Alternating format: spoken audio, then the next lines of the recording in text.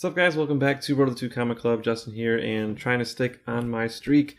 I had to go on California time to make it last night. I'm going to be doing that again tonight. It's already 12:30 after midnight here in Chicago, but on the West Coast it is still Friday, so December 21st. But anyways, this is a 2-day recap for August 10th and 13th now, so I'm moving along. I'm getting more caught up each and every day.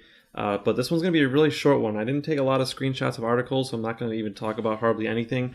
So I'm just going to kind of go over some of the trades that I did. I forgot to talk about the trades in the last video, so I'm going to cover that.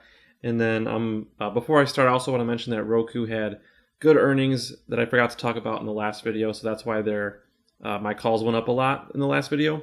But anyways, let's just get into it. So I'm going to put the trades on the screen here.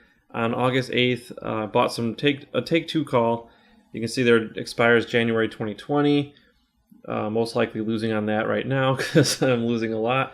But anyways, sold my T-Mobile call. Man, I had to dig through some old videos to find when I bought that, because I bought it before the merger of TD Ameritrade and Scottrade, and it was actually in October of last year that I bought it.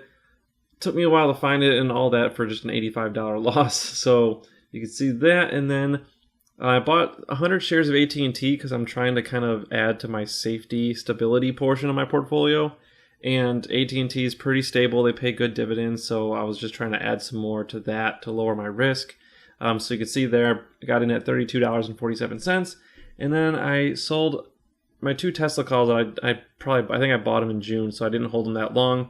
But didn't do good on that. You can see I lost $3,300 there. And then finally sold my 2 Roku calls that I picked up earlier in the year. Made a decent return on that one. So yeah, overall we lost a lot, but at least we had one winner there of the bunch.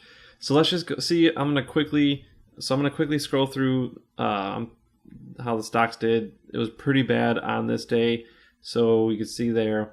Universal Display though had a really good day because they reported good earnings the day before. So that was pretty awesome. And then let's just go through the winners and losers. So we lost about $1,600 this day. But let's see, I believe... Oh, I forgot to mention. Sorry, I didn't even talk about this. Let's go back to that $500 that I took out. I had to withdraw some money to pay some bills. And in hindsight, that was actually a lucky move, because if I had that money stayed in TD Ameritrade, I would have lost it. So not only did I not lose it, I got to pay off some credit card debt with it. So I think that was a really lucky decision. So yeah, so just wanted to point that out. Okay, anyways, back to the winners. We had Take-Two and Roku, and you can see we didn't have that many winners there, to be honest. So you just have a look at that. We had a laundry list of losers, so you could take a pause on the video if you want to see all of them. But Apple, we lost the most money on, or actually Nvidia. I don't know why. I must have sorted them wrong, but I tried to sort them descending order, so that's kind of weird that Nvidia didn't go to the bottom. But anyways, let's just go to the next day. Let's just keep moving. The Dow and the NASDAQ were still not doing great. And there was some talk about like Turkey. This was the point in time when Turkey was having an issue.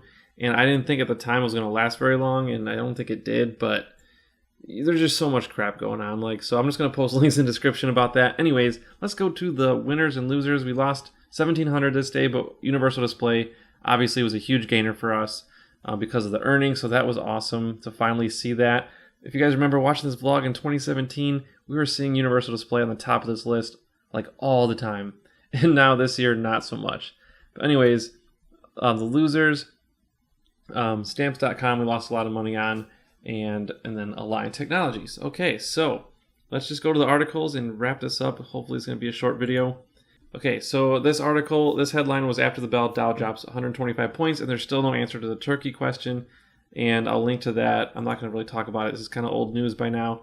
At this point in time, this is when Nvidia rolled out their new chip technology for filmmakers, and I did talk about this in a prior video about their Turing chip, and it kind of helps advance the real-time ray tracing, which is, look that up if you don't know what that is, but it's awesome. I'll post links in the description below if you want to read about it. Really, really awesome. Yeah, so that was that. Let's see. Oh, that was from the day after, the 13th. Going back to the 10th, it was more of the Turkey stuff, Universal Display. So I'll post links to all this in the description. Again, you probably already know this by now, but Also post a link in the description about Take-Two, how Grand Theft Auto, we're helping them, make their earnings really well. And one of the key takeaways, though, if you don't want to read this article, I'll just tell you, one of the key takeaways from this article was that it said Take-Two's recurrent customer spending from virtual currency, add-on content, and in-game purchases grew 62% of their total net revenue, up from 41% in the prior year quarter. So that was the huge takeaway for me. A lot of people are spending money in-game, which is why a lot of these companies can make a lot of money, even if they're not like selling the games. Even like some games are free, like Fortnite, obviously, and like some games you pay, but you can also spend more money, and it just opens up the doors for a lot more revenue. A lot of gamers don't like that though, because some companies are really greedy about that. But if you do it right, I guess it could be really, really profitable. So anyways, that's it. Short video. So this is going to help me stay on track, and tomorrow I'm going to upload another one. And since it'll be Saturday, I will catch up by 2 days tomorrow, so I'm excited about that. And thank you guys so much for watching, and I'm going to stick to this streak. I promise you, I'm sticking to this routine. I have a tendency of being OCD when I start something, like a streak of something. I try to stick with it. I mentioned in a comment, like I started flossing in 2015 after my dentist told me you need to floss more, and I was like, okay, yeah, I do. And I've been flossing every single day for the last 3 years. I only missed twice because I got like sick and I couldn't even like do anything. But yeah, so this is gonna be one of my things I'm gonna do every day. So stay on top of me though if you see me slacking, please. But thank you guys so much for watching. Hope you have a great night. Hope you didn't lose too much money today in the stock market. And we'll see what happens on Monday. So have a good weekend.